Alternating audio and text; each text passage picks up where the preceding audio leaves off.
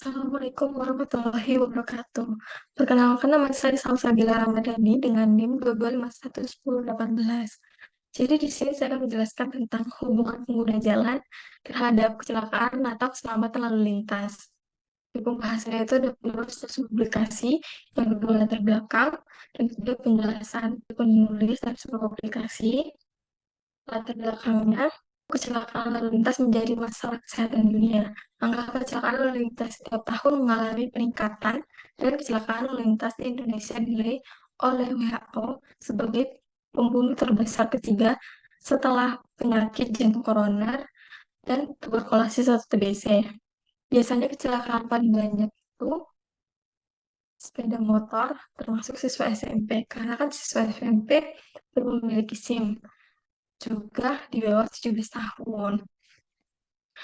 Adalah orang tua atau peran orang tua untuk mencegah adanya pengendara sepeda motor di bawah usia 17 tahun, maka jangan memberi anak-anaknya sepeda motor atau berkendara karena kan belum memiliki SIM.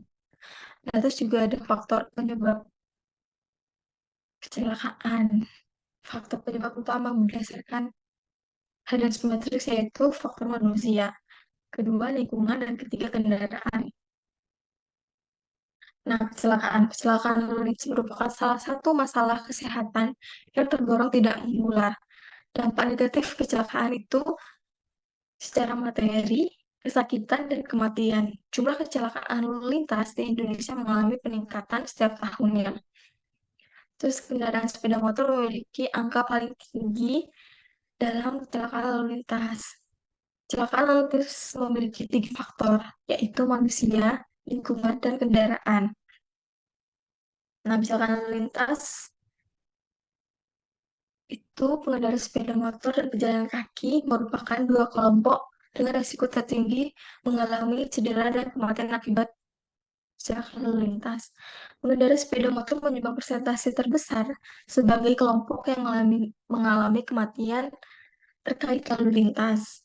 Nah, kecelakaan lalu lintas ini dibagi menjadi dua, yaitu kecelakaan ganda.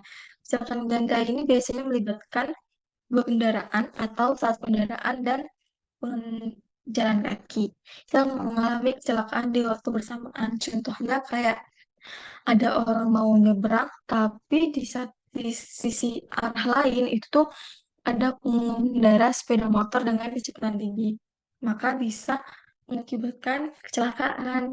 Yang kedua itu ada kecelakaan tunggal.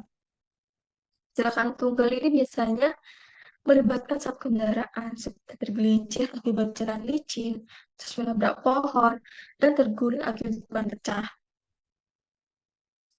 Terus ada faktor manusia dalam kecelakaan lalu lintas. Itu ada tiga.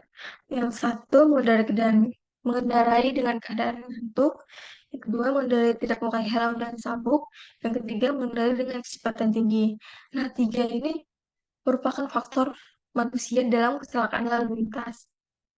Biasanya kan kita mengendarai dengan keadaan ngantuk kan. Apalagi kalau misalnya kita dalam mudik.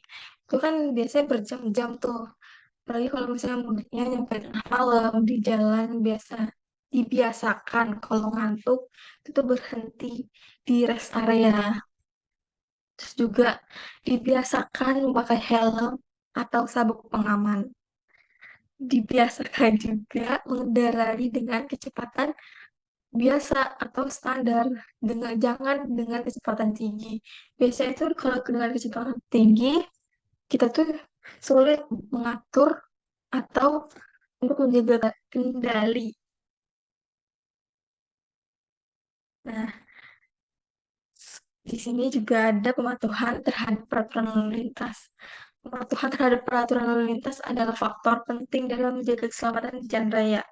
Ketika kita menggunakan jalan dan mematuhi peraturan lalu lintas, risiko kecelakaan itu akan berkurang secara signifikan.